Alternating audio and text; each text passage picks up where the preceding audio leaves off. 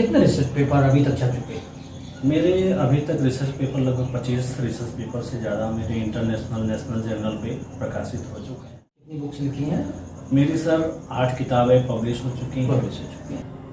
दोस्तों नमस्कार, मैं रमू सिंह आज हमारे चैनल में पधारे हुए हैं एकेएस यूनिवर्सिटी के असिस्टेंट प्रोफेसर अनुराग सिंह परिहार। स्वागत है आपका। नमस्कार। सबसे पहले मैं आपको बधाई देना चाहता हूं, आपका अभी एक रिसर्च पेपर इंटरनेशनल उसमें छपा हुआ है। आपने आर्थिक विकास, भारत में आर्थिक विकास में निवेश में बैंकों की भूमिका पर अभी एक रिसर्च पेपर, तो थोड़ा सा इसका डिटेल बताएं, है क्या है? देखिए, जो निवेश बैंक हैं, इन्वेस्टमेंट बैंक्स, वैसे तो इंडिया में बहुत सारे बैंक्स हैं जो हमारे यहाँ अलग अलग फील्ड में इन्वेस्ट करते हैं, जिसके लिए भारत सरकार की ओर से उन बैंकों को आरबीआई जो है तो कुछ फंड भी प्रोवाइड कराती है। तो वो बैंकों अलग अलग क्षेत्र में, हर बैंक का अपना एक अलग रोल है। जैसे ग्रामीण क्षेत्रों के लिए अलग बैंक है, रूरल डेवलपमेंट के लिए, हाउसिंग डेवलपमेंट के लिए अलग बैंक्स हैं, इंडस्ट्रीज़ को डेवलप करने के लिए अलग बैंक्स हैं। तो लगभग कई सारे सेक्टर्स के अलग अलग बैंक हमारे इंडिया में काम कर रहे हैं। तो ये जो हमारी इकोनॉमी है इस समय कोविड काल के बाद से लगभग सभी देशों की जो इकोनॉमी है वो प्रभावित हुई है कोविड के कारण। तो अब क्योंकि लगभग सभी देशों से कोरोना जो है तो पूरी तरह से धीरे धीरे वैक्सीनेशन के बाद ख़त्म हो रहा है। तो सभी कंट्रीज़ अपने अपनी देश की इकोनॉमी को डेवलप करने में लगी हुई हैं। इसके लिए नए नए तरीके अपना रही हैं, अपना इंफ्रास्ट्रक्चर, नए नए रोजगार के अवसर दे रही हैं। तो ये जो मेरा रिसर्च पेपर है ये था कि जो हमारे इन्वेस्टमेंट बैंक्स हैं वो इंडियन इकोनॉमी को ग्रो करने में किस तरह से हेल्प करते हैं। तो इसमें कई सारे बैंक्स हैं, जैसे आईसीआईसीआई बैंक हो गया, एचडीएफसी बैंक हो गया, हमारे भारत का सबसे नेशनलाइज बैंक है, पॉपुलर बैंक है, स्टेट बैंक ऑफ इंडिया। ये सभी बैंक जो है तो अपनी अपनी फील्ड में अलग अलग तरीके से अपना काम कर रही हैं। अब ये अपना जो काम कैसे कर रही हैं, जैसे गवर्नमेंट की तरफ से अभी कोविड ड्यूरेशन में जो रोजगार है वो अधिकतर जो लोग हैं तो बेरोजगार हो गए हैं। तो इन बैंकों को गवर्नमेंट की तरफ से नई योजनाएं चलाई, उनको इंस्ट्रक्शन दिए गए कि जो बेरोजगार व्यक्ति हैं या जो फुटपाथ पे अपना काम करते हैं तो उनको लोन कुछ प्रोवाइड कराया जाए विदाउट एनी इंटरेस्ट, बिना किसी ब्याज दर के उनको लोन दिया जाए ताकि वो अपने बिजनेस को सेटअप कर सके और आगे बढ़ा सकें, उसको ग्रो कर सकें। अब जो छोटे व्यापारी हैं उनको फंड्स की ज़रूरत पड़ती है क्योंकि उस क्राइसिस के दौर में जो लोगों की सेविंग थी वो सब खत्म लगभग हो चुकी थी। तो इसीलिए सरकार ने नई नई योजनाएं चलाई। तो उन योजनाओं के माध्यम से लोगों को उसका बेनिफिट बैंक के द्वारा दिया जाता था। अब जैसे पिछले साल के बजट में फाइनेंस मिनिस्टर के द्वारा सभी बैंकों को कुछ फंड दिया गया था कि हर बैंक को इस टारगेट दिया गया था कि आपको इतना अमाउंट जो है वो लोगों में लोन के रूप में बांट पड़ा है ताकि वो अपना बिजनेस डेवलप कर सके, अपना घर तैयार कर सके और वो भी लो इंटरेस्ट रेट। तो ये जो हमारे इन्वेस्टमेंट बैंक्स हैं ये लोगों को लोन प्रोवाइड कराती हैं। लोन नहीं और भी कई सारी फैसिलिटीज़ हैं। लगभग हर एक बैंक में कई सारी सर्विसेज चलती रहती हैं, चाहे वो म्यूचुअल फंड की सर्विसेज हों, शेयर ट्रेडिंग की सर्विसेज हों, एटीएम सर्विसेज हो गई, चेकबुक सर्विसेज हो गई, डीमेट की सर्विसेज हो गई। तो हर बैंक जो है तो अपनी सर्विसेज को लोगों तक पहुंचाती है। अब जब बैंकों के ट्रांजैक्शंस बढ़ेंगे तो मार्केट में थोड़ा सा बूम आएगा। लोगों, अब जैसे कोविड टाइम में लोग ज़्यादातर क्या करते हैं कि मार्केट से दूर ही रहते थे। उनकी जो सेविंग्स है वो केवल मेडिसिन, एजुकेशन, इसमें सब खर्च हो गई। तो गवर्नमेंट के पास भी फंड्स की कमी थी। तो गवर्नमेंट ने ज़्यादातर जो फेस्टिवल सीजन्स हैं गवर्नमेंट के पास फंड इसी सीजन में आता है। जैसे मैरिज का जो सीजन होता है, शादी ब्याह का, इस सीजन में खरीदारी लोगों की ज़्यादा होती है। जब खरीदारी ज़्यादा होगी तो गवर्नमेंट के पास कलेक्शन भी ज़्यादा होता है। अब कलेक्शन आता है टैक्सेस के रूप में। वो इनडायरेक्ट टैक्स और डायरेक्ट टैक्स, दो तरह के टैक्स लगाए जाते हैं गवर्नमेंट ऑफ इंडिया के द्वारा। तो गवर्नमेंट के पास जब ज़्यादा मार्केट चलेगा, वहाँ पे ट्रेडिंग ज़्यादा होगी तो गवर्नमेंट के कलेक्शन बढ़ेगा, और जब गवर्नमेंट का कलेक्शन बढ़ेगा तो हमारे जो इंडिया की इकोनॉमी है वो भी डेवलप करेगी। अब इंडिया इकोनॉमी डेवलप करने में कई सारे सेक्टर्स का रोल होता है, जिसमें एग्रीकल्चर है, इंडस्ट्रीज़ हैं। तो ये सारी जो इंडस्ट्रीज़ हैं वो हमारी इकोनॉमी को डेवलप करने में हेल्प करती हैं। तो ये बैंक जो इन्वेस्टमेंट बैंक्स हैं, ये इंडस्ट्रीज को, इंडिविजुअल्स को, एचयूएफ को, जो व्यक्ति हैं हमारे भारत में रहती हैं, चाहे वो गांव में हो चाहे शहरी क्षेत्र में हो, तो ये उनको फंड प्रोवाइड कराने का काम करती हैं। वैसे अर्थव्यवस्था पूरे विश्व की आपने भी बताया कि लगभग चरमरा-सी गई है। जी, भारत कितना प्रभावित हुआ है? देखिए सभी देशों की तरह भारत में भी कोरोना का इफेक्ट आया है, जिससे कि हमारी देश की जो अर्थव्यवस्था है वो थोड़ा सा धीमी पड़ गई है। धीमी पड़ने का मतलब कि हमने बहुत सारी ऐसी स्ट्रेटजीज अपनाई हैं जिससे हम धीरे धीरे अपनी अर्थव्यवस्था को पटरी पे ला रहे हैं। लेकिन बैंकों से जो गवर्नमेंट कर्ज माफ कर रही है उससे क्या फर्क पड़ता है अर्थव्यवस्था पर? उसका तो सबसे बड़ा जो कर्ज माफी की योजनाएं हैं ये ज़्यादातर उन व्यक्तियों के लिए है जो सक्षम नहीं है कि वो अपना कर्ज, सक्षम लोगों की, जो उद्योगपतियों का कर्ज माफ किया गया है। उद्योगपतियों का जो कर्ज है वो माफ किया जाता है, लेकिन उसके बदले में उनसे बहुत सारी अपेक्षाएं रहती हैं कर्ज माफी के बदले में, कि वो नए नए जॉब की अपॉर्चुनिटीज लाएंगे या नई इंडस्ट्रीज डेवलप करेंगे। जैसे हमारे यहाँ क्या था, पहले जो पुराना टैक्स स्ट्रक्चर था, जैसे वैट के टाइम पे, तो कंपनियां क्या है दूसरे स्टेट में जा करके अपने बिजनेस को डेवलप करने में हिचकिचाती थी, क्योंकि उन्हें जो अपना टैक्स है वही सिस्टम ही नहीं समझ में आ रहा था। जैसे एमपी में है तो अलग टैक्स स्लैब चलता है, अलग टैक्स चलता है, यही बगल में उत्तर प्रदेश है वहाँ पे अलग टैक्स चलता है, तो कंपनियां कंफ्यूज होती हैं। तो उस कंफ्यूजन को दूर करने के लिए, देश में यूनिफॉर्म लाने के लिए अपना जीएसटी लाया गया। जीएसटी का कॉन्सेप्ट भी यही था कि हमारी जो इकोनॉमी है वो बूस्ट करेगी। अब अभी आज का ही स्टेटमेंट है, फाइनेंस मिनिस्टर ने जो स्टैटिकल डाटा इशू किया है वो 1.39 लाख करोड़ का जीएसटी कलेक्शन रहा है पिछले मंथ का। तो ये कलेक्शन जो है वैट के मुकाबले में कहीं ज़्यादा है। तो ये जो कलेक्शन आ रहा है ये कहीं ना कहीं हमारी इकोनॉमी को बूस्ट करने में हेल्प करता है।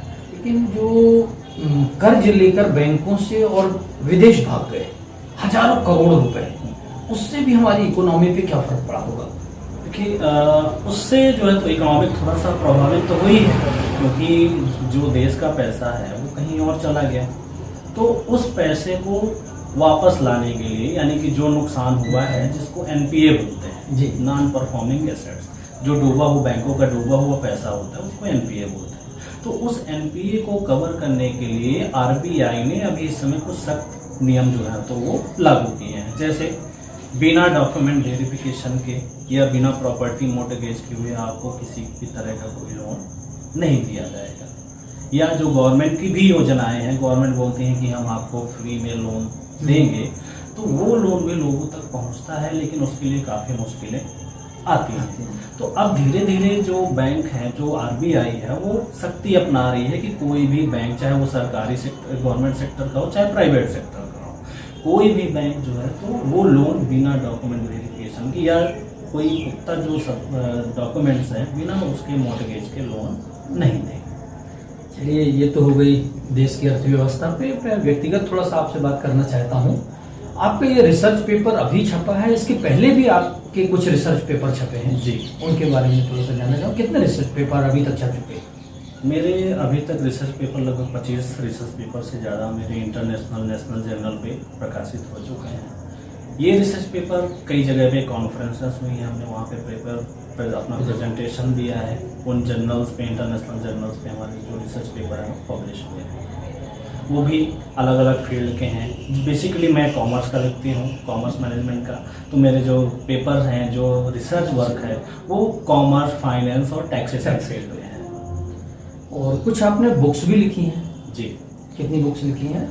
मेरी सर 8 किताबें पब्लिश हो चुकी हैं, जो कि ऑनलाइन प्लेटफॉर्म पे Amazon, Flipkart, notion press, basically जो मैं हमारा पब्लिशर है वो नोशन प्रेस बेंगलुरु के हैं, उनके पब्लिकेशन के माध्यम से मेरी बुक प्रकाशित हुई। कुछ बुक्स का नाम जो पॉपुलर हुई हो काफ़ी जो बुक चली है, जो लोगों ने खूब पसंद किया है, वो है प्रोडक्शन प्लानिंग एंड मैनेजमेंट। जो फैक्ट्रियों में जो हमारी इंडस्ट्रीज़ है, वहाँ जो प्रोडक्शन होता है उसका मैनेजमेंट किस तरह से किया जाता है, या उनकी जो चेन होती है वो कैसे होती है, किस तरह से काम करती है, इस विषय में हमारी किताबें हैं। और टैक्सेशन को लेकर के है, टैक्स प्लानिंग, ई कॉमर्स, ये सारी किताबें हमारी अमेजॉन और फ्लिपकार्ट पे उपलब्ध है। अपनी शिक्षा कहाँ से आपने अध्ययन? मेरी जो शिक्षा है, बेसिकली मैंने जो हायर सेकेंडरी पास की है वही सतना के ही गवर्नमेंट बैंकर नंबर 2 स्कूल से, और मेरा ग्रेजुएशन और post graduation government degree college से हुआ है सतना में। इसके बाद मैंने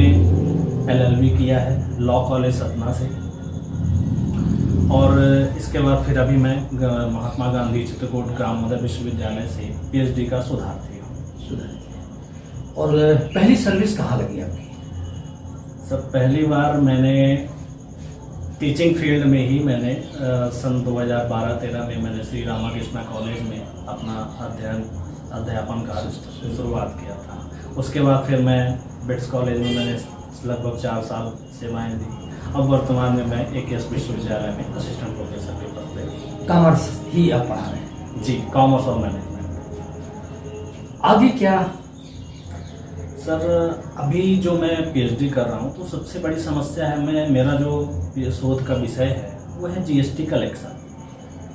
मेरा जो टॉपिक है वो मैं ले रहा हूँ सतना जिले में GST का जो कलेक्शन है उसका एनालिसिस करूँ, क्योंकि जो GST का कलेक्शन है, आए दिन हम वित्त मंत्रालय से इसकी स्टेटमेंट, उनका स्टैटिस्टिक्स देखते रहते हैं कि लगभग कितने लाख करोड़ का हमारा कलेक्शन है। लेकिन मैं अपने सतना के बारे में शोध करना चाह रहा हूँ, क्योंकि सतना में मैक्सिमम जो इंडस्ट्रीज़ हैं, फैक्ट्री सीमेंट इंडस्ट्रीज़ हैं, वो सतना ज़िले में ही आती हैं। और सतना का जो टैक्स कलेक्शन है वो कहीं ज़्यादा है। विभिन्न क्षेत्र में सबसे ज़्यादा जो टैक्स का कलेक्शन है वो हमारे सतना ज़िले से आता है। लेकिन उस हिसाब से हमारे शहर का जो विकास है, जो डेवलपमेंट है, वो कहीं दिख नहीं रहा। तो इस वजह से मेरी जो ये शोध का विषय है वो GST कलेक्शन है सतना जिले में। तो कुछ छोटा सा एक आंकड़ा बताएं ना कि सतना में अभी जो आपने शोध किया है, तो सतना में क्या आपको लग रहा है कितना कलेक्शन हो जाता है? सर अभी तो इसका एक जो डाटा है ये मुझे प्रॉपर मिल नहीं पाया है, जिसे मैं विभाग में जाकर के डाटा कलेक्शन की तैयारी कर रहा हूँ। उसके बाद मैं आपको कोई जानकारी दे सकता हूँ। चलिए, बहुत अच्छी बात है। आपने बोला सतना में उस हिसाब से डेवलप नहीं हो रहा है, लेकिन सतना को हम लोग स्मार्ट सिटी बनाने जा रहे हैं। तो आपको कहीं भी एक ऐसा लोकेशन, कोई एक पार्क, कोई एक रोड, कोई एक ऐसी गली, कोई ऐसा तालाब, कोई ऐसी जगह दिखती है जो स्मार्ट हो? कुछ जगह तो छोड़ दी जाए, जैसे जो पार्क हैं जिनको थोड़ा अच्छा सुंदर बनाने की तैयारी चल रही है, या कुछ पार्क बन भी चुके हैं।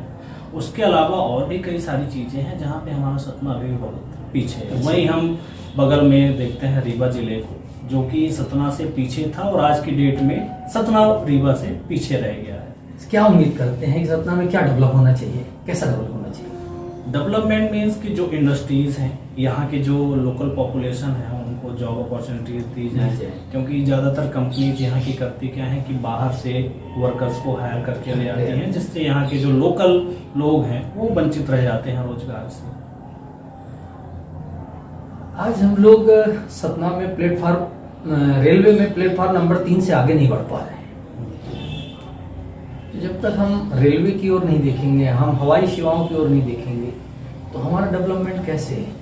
अभी आज ही चर्चा हो रही थी हमारे विश्वविद्यालय में जी कि हम लोग अपने डिपार्टमेंट्स को बढ़ाने के लिए कुछ गेस्ट लेक्चर करवाना चाह रहे हैं। गेस्ट लेक्चर का मतलब कि जो एक्सपर्ट हैं, सब्जेक्ट एक्सपर्ट हैं, हम उनको बाहर से बुलवाना चाहते हैं, लेकिन कुछ कमियों के कारण वो हमारे शहर में आ नहीं पा रहे हैं। कमी की हवाई सेवा नहीं है, कि उनका कहना क्योंकि उनके पास शॉर्ट टाइम रहता है, समय की कमी रहती है, तो हम आएंगे आपके यहाँ लेक्चर देंगे और चलेंगे। तो उस तरह की जो सुविधाएं हैं वो हमारे शहर में अभी नहीं है। तो इस विषय में मैं अभी यही शोध कर रहा हूँ कि हमारे यहाँ जो टैक्स का कलेक्शन हो रहा है हमारे ज़िले में, उसका यूज़ कहाँ हो रहा है, क्या हम उसको पूरा प्रॉपर तरीके से यूटिलाइज कर पा रहे हैं या नहीं कर पा रहे हैं, इस प्रॉब्लम को मैं अभी सॉल्व करने की कोशिश कर रहा हूँ। चलिए, मैं फिर प्रयास करूंगा कि आपका जब ये डेटा कंप्लीट हो जाए तो एक बार पुनः आप हमारे स्टूडियो में आएं और लोगों को बताएं कि हम लोग कितना टैक्स देते हैं और हमें वापस क्या मिलता है। जी जी जरूर। बहुत बहुत धन्यवाद आपका।